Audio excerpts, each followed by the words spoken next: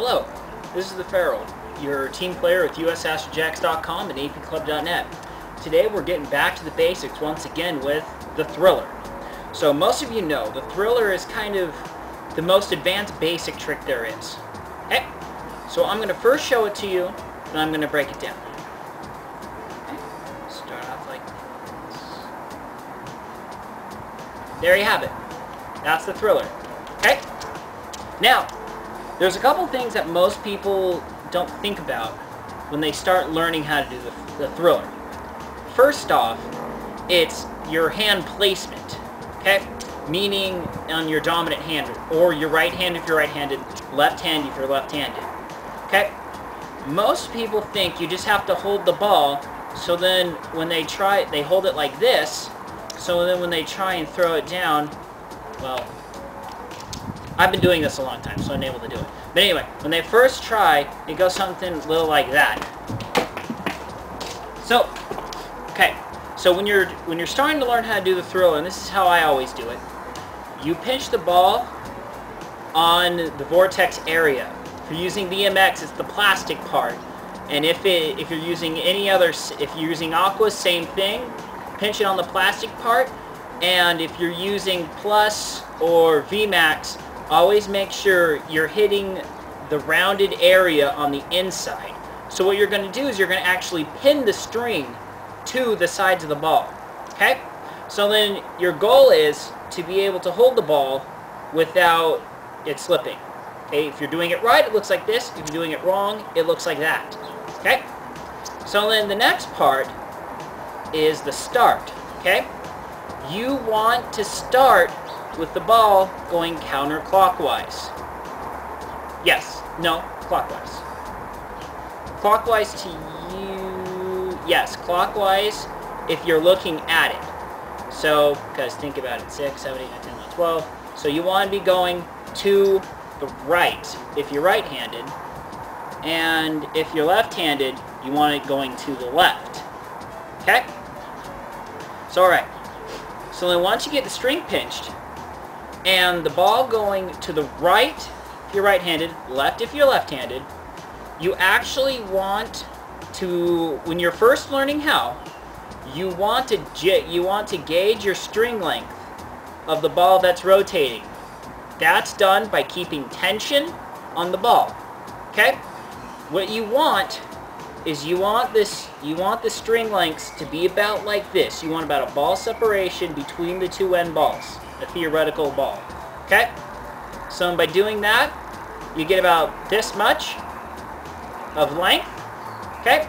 Now, let's go into the actual throw to get it started. See, most people just kind of throw down. So if you throw it down, you're not getting the full rotation. What you're trying to do is you're trying to actually launch the ball into the orbit. Okay? Way to learn that, way to learn this process is by wrapping the string around your hand, holding the ball with your non-dominant hand, and throwing it around in a circle. Okay? So you want to throw it so it continues to go in a circle. Okay? If you throw it down, you're not going to throw it in. Okay, and this is without me moving my right hand. Because you can go like this with your right hand and get in a circle, but your goal is to be able to throw it into the circle. Okay? So once you get that down without it, let's put the two together. Okay? So now we got the ball rotating one way. We rotate to the right, and then you're going to throw this one down and to the right. Okay? Because this one's going up to the right, down to the right. They're going to both be swinging in opposite directions. That's what you want. Because if they're both swinging in the same directions, that's what you get. And that's not a Thriller. So let's not do that. Okay. So, get that swinging in one direction. Then you throw it down. And then you start it going. Okay? So then now, okay. So once you get it going, all of your the whole rest of the momentum is taken over by your dominant hand. You're right-handed if you're right-handed, left-handed if you're left-handed. Okay? So then once you start it, your movement is simply up and down. Okay? Because what you're doing is you're essentially pulling the orbits. Just kind of think about a regular, normal orbit. You're pulling up when the ball gets to the bottom. When a thriller, you're pulling up when both balls get to the bottom. Okay? And vice versa. You're getting a slight pull up when they're down, and a slight pull down when the balls are up. It takes a little while to get into the motion, so go slow when starting. And just don't get frustrated if they start clacking against each other at the beginning, because that happens when you're going slow. Okay? When you go faster, it doesn't happen as often. Okay? So, another way to counter, because one of the main frustrations of people is they start it going, and that happens. Okay? One more time. There you go. Well, what's happening is on the counter rotation, one ball is either hitting the other ball, or it's hitting the other string, thus disrupting the orbit, causing the thriller to stop. Okay, how you want to counteract this, let me see if I can show it to you on the side, is you don't want to throw it in the same orbit.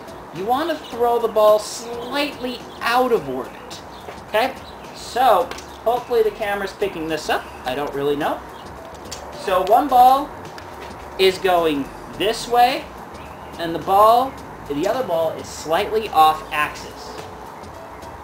So what this does is this gives you a longer time for the thriller, because they're both not in the same axis, therefore the chances of them colliding are reduced. Okay? So, and another way to counteract this is to have your throwing ball a little bit longer than it. Your timing is going to be a little off, it's going to be a little odd, but your chances of the string hitting each other also are reduced. Okay? And if the balls are hitting each other, like